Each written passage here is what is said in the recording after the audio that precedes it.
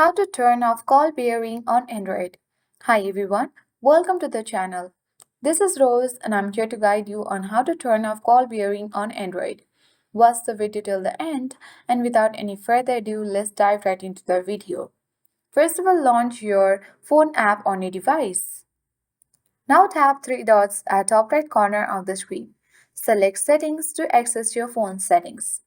Under General, select Calling Accounts option.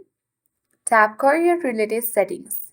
Now tap Call Peering option and wait until all the settings are being read. You need to wait for 2 or 3 seconds so that you can easily turn off call bearing on Android.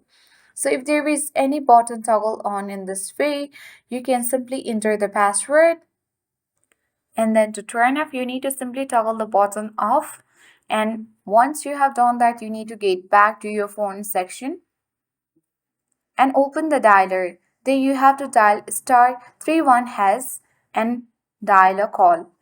And the call peering for you will be toggled off, and this will help you to turn your call bearings on Android.